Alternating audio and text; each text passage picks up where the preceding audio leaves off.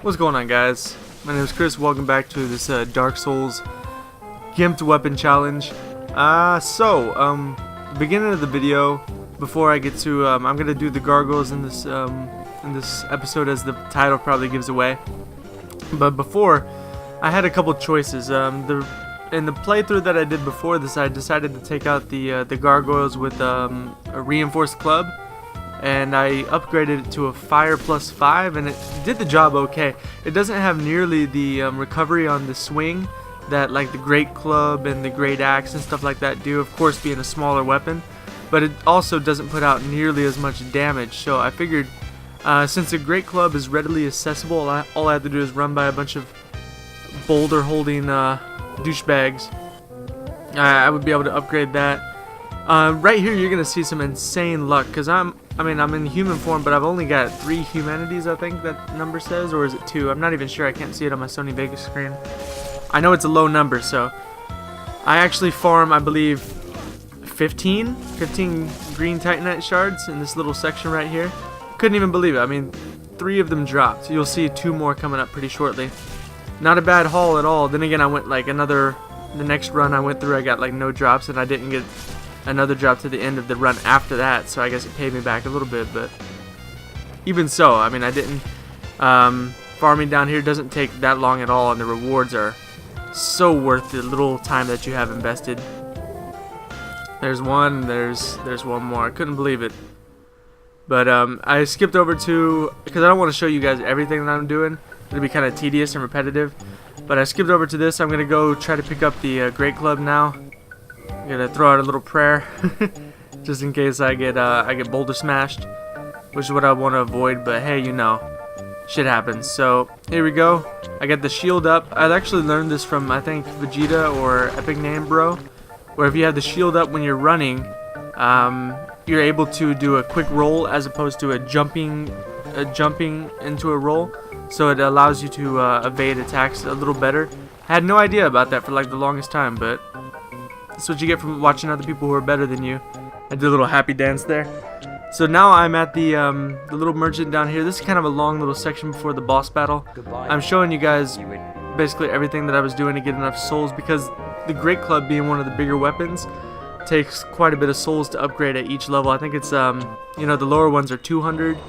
I guess mid-sized ones are 400 or something like that, but these ones are 800 a pop. So plus buying the small shards to upgrade it to +5 to begin with. Took a lot of my cash too, cash being souls rather. But so I popped these large souls that I kind of gathered throughout when I was running around. Grabbed one from the undead dragon outside of in the Valley of Drakes. I grabbed one from, I guess, down in Blighttown. So I ended up getting enough to get the job done. The next time I'm gonna upgrade, because if I'm gonna upgrade this, I might as well take this all the way to enchanted +5, because I only go up to magic +5 here. So I figured I might as well take it all the way up to enchanted +5 at some point. Then I'll probably get the Zweihander, if I'm saying that right, upgraded to fire +5.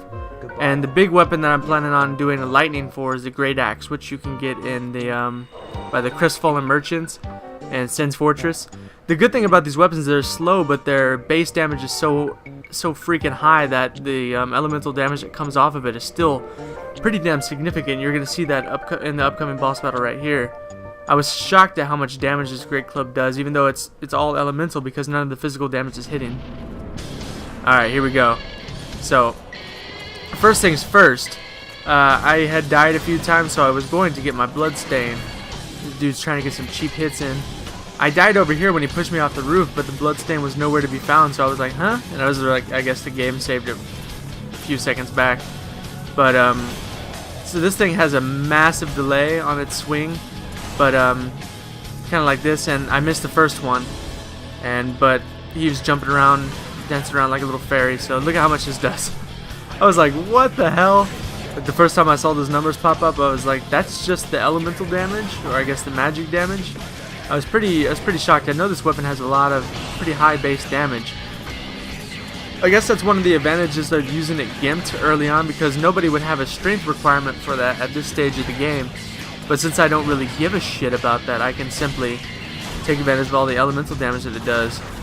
I healed up there because I knew his buddy was gonna come over, and you're gonna see why right here. I get another hit, but look how much damage I take, and unavoidable damage because I'm still in my backswing. So I was still recovering from the hit. So, but they both blew flames, fucking flamers, and I was able to get out of there. So luckily I didn't knock his tail off this time, the first one that I was engaged in, because it allows me to differentiate between the two. Without that, you know, they both have their tails off, so you don't know who you're targeting. So the first guy I was hitting basically has one more hit till he's gone, so being able to find which one he is without failure is really going to benefit me. But these guys are really annoying. Usually this is not a problem because look at this shit. Such a delay that I had no choice but to take a hit, then take a fire hit on my way out. So luckily I'm able to heal again, but this is one of the examples of what happens with a weapon. Obviously when you're gimped like this, how slow you're able to react or not able to react to certain things. It's quite challenging, I'm surprised. It's a lot of fun though, I'm not gonna lie, I'm having a lot of fun with this playthrough so far. So basically I'm just biding my time to try to get him alone.